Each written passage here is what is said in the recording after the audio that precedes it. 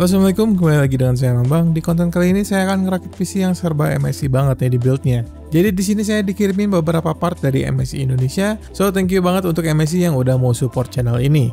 Oke, tanpa lama-lama lagi langsung aja kita ke pembahasan partlist yang bakalan kita pilih di build kali ini. Dimulai dari prosesor. Untuk prosesornya di sini saya bakalan memakai prosesor dari Intel Core Ultra 7 265KF. Prosesor keluaran Intel yang terbaru yang katanya lebih efisien daripada generasi sebelumnya yang generasi 13 dan generasi 14. Prosesor ini udah memiliki 20 core dan juga 20 thread dengan konfigurasi 8 performance core dan juga 12 efisiensi core. Untuk boost clocknya kita di sini bisa up to 5,5 GHz dan juga memiliki TDP maksimum yang di 250 Watt, tetapi mungkin kalau di overclock bakalan bisa lebih dari itu.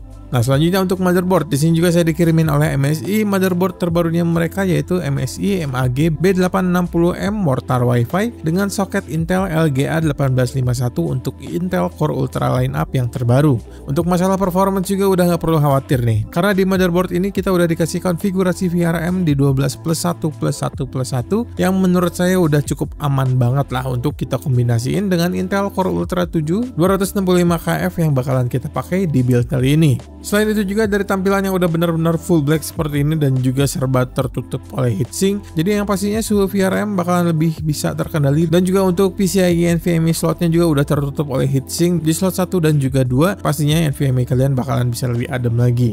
Nah, untuk slot NVMe-nya juga kita di sini udah dikasih 3 buah ya sebetulnya. Slot 1 yang udah support PCIe Gen 5 dan untuk slot kedua dan ketiga ini masih supportnya cuman di Gen 4 aja. Lalu untuk GPU pun kita di sini udah support juga ya, tentunya di PCIe Gen 5 untuk support GPU terbaru seperti RTX 50 series yang baru aja rilis kemarin. Nah, di tahun 2025 ini kayaknya udah serba easy nggak sih? Jadi di sini MSI juga udah memberikan easy release di GPU dan juga NVMe slot yang mempermudah proses pasang GPU dan NVMe-nya. Jadi bakalan lebih minim membutuhkan obeng dan baut-baut untuk pemasangannya, dan untuk cara pemasangannya pun kurang lebih seperti ini.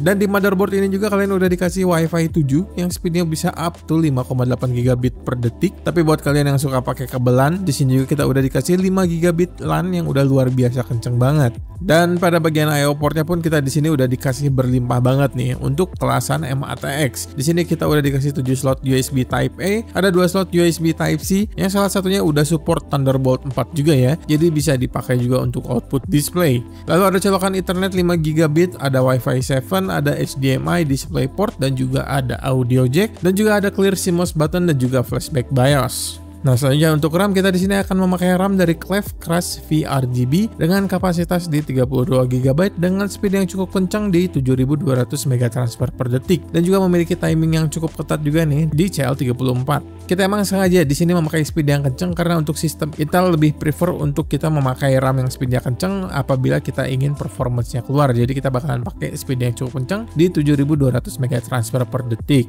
Nah, selanjutnya untuk storage di sini juga saya memakai SSD NVMe dari Apache AS2280F4. NVMe ini udah support Gen 5 ya, jadi untuk masalah kecepatannya udah nggak perlu ditanya lagi lah ya. Untuk read speednya kita bisa ngedapetin up to 11.500 MB per detik dan juga write speednya bisa up to 9.000 MB per detik. Nah, selanjutnya untuk GPU di sini kita bakalan memakai GPU Nvidia RTX 4070 dari brand MSI juga yang pastinya dengan seri Ventus 3X. GPU ini memiliki VRAM di 12 GB dengan memori GDDR6X dan juga memiliki TDP rating yang cukup irit banget di 200 Watt aja. GPU ini emang awalnya ditujukan kepada user yang ingin start main game di resolusi 4K dengan FPS yang bisa ngasilin di atas 60 FPS. Tapi untuk saat ini karena semakin demandingnya game-game yang sekarang ini, malah jadi lebih fokus untuk ke resolusi 2K aja. Tapi walaupun begitu GPU ini masih tetap bisa kok deliver performance 4K misalkan kita mau main di 4K, asalkan kita juga mau nurunin sebagian settingan agar bisa lebih smooth lagi ketika kita main gamenya. Dan selain itu juga nggak lupa dengan fitur-fitur tambahan dari Nvidia seperti upscaling dari Nvidia DLSS dan juga ada frame generation buat kalian yang ingin ngedapetin frame rate yang lebih smooth lagi, yang lebih kencang lagi, tetapi dengan mengorbankan sedikit di image quality dan dengan bertambahnya latensi yang ada di gamenya. Nanti pokoknya bakalan kita coba tes juga sih untuk gaming di resolusi 4K dan juga 2K di bagian benchmarknya ya.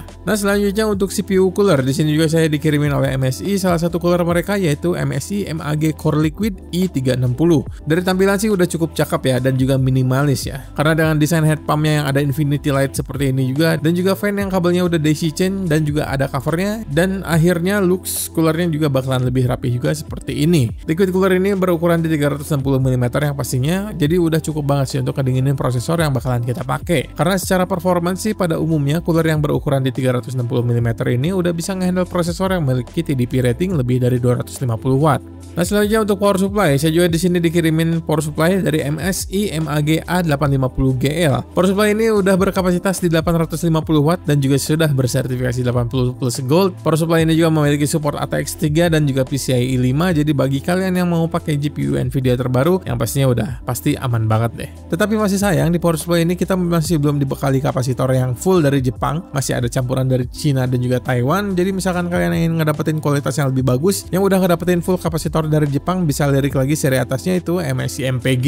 Nah, lalu yang terakhir dari casing, di sini juga saya memakai casing dari MSI MAG Pano M100R PZ yang berwarna hitam. Casing ini memakai desain fish tank atau enggak aquarium yang di zaman sekarang masih aja merajai pasaran di seluruh dunia. Tapi casing ini bukan dual chamber ya, jadi tempat penempatan power supply-nya masih tetap ada di bagian bawah. Oleh karena itu di casing ini kita cuma bisa pakai motherboard yang ukurannya maksimalnya di MATX karena terpangkas untuk penempatan power supply yang ada di bawah. Dari casing ini juga kita udah bisa memakai motherboard yang memiliki back connection seperti MSI Project Zero atau enggak Asus BTF. Nah, untuk support fan dan coolingnya di bagian depan samping kita ini udah dikasih 3 buah reverse fan 120 mm yang sudah pre-install dari casingnya. Lalu di bagian bawah juga kita bisa pasang 3 buah fan 120 mm untuk intake. Di bagian atas juga kita bisa pasang 3 buah fan 120 mm atau enggak radiator yang up to 360 mm seperti cooling yang bakalan kita pakai di build kali ini. Dan di bagian belakang kita juga bisa pasang 1 buah fan 140 mm, tetapi di sini kita udah dapat 1 buah pre-install fan yang berukuran di 120 mm. Nah, untuk support storage-nya di sini emang kita benar-benar terbatas banget juga ya, karena di bagian belakang kita cuma bisa pasang 1 buah hard disk 3,5 inci dan 1 buah hard disk atau enggak SSD yang berukuran 2,5 inci. Kalau dari overall looks emang casingnya udah cakep banget ya, dari full kaca dari samping dan juga depannya kita nggak pakai panel yang lurus-lurus aja gitu. Ada sedikit siku-siku di panel bagian depan casingnya yang bisa ngebuat casingnya lebih unik lagi daripada casing yang lainnya. Nah, oke deh, begitu kalau part-part yang saya pakai di build kali ini. Untuk total harganya langsung aja bisa dilihat di monitor ya. Nah, oke deh, tanpa panjang lebar lagi langsung aja kita rakit PC-nya.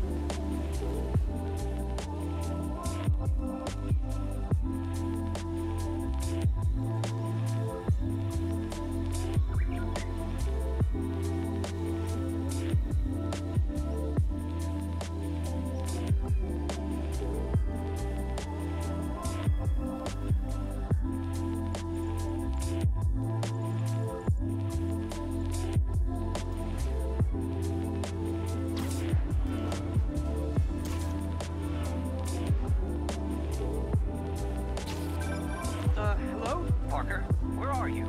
We must run through the demonstration at least once before the grant committee arrives.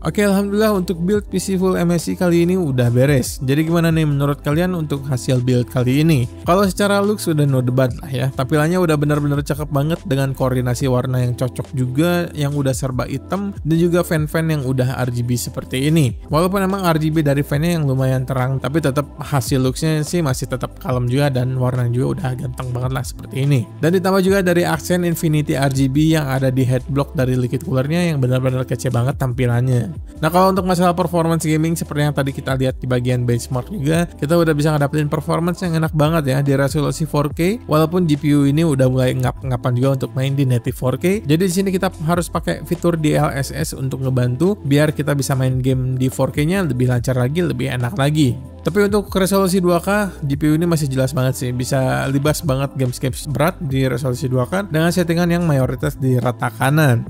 Nah, kalau dari secara thermal performance-nya pun udah cukup bagus banget ya. Untuk GPU kita jarang banget nyentuh di 70 derajat Celcius, dan CPU yang anteng banget di under 60 derajat Celcius ketika kita pakai gaming. Jadi udah dipastiin ya, combo cooler dan juga casing yang dengan airflow yang baik bisa ngasihin suhu yang adem seperti ini untuk GPU dan juga untuk prosesor yang kita pakai kali ini. Nah, begitu sih kalau menurut saya untuk build PC MSI kali ini. Kalau menurut pendapat kalian gimana nih untuk build kali ini? Langsung aja tulis di kolom komentar.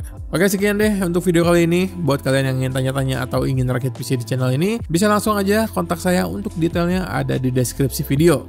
Dan sekali lagi terima kasih buat kalian yang udah nonton. Semoga kontennya bisa menjadi inspirasi buat kalian. Nama saya Lambang. Sampai bertemu lagi di konten berikutnya. Assalamualaikum warahmatullahi wabarakatuh.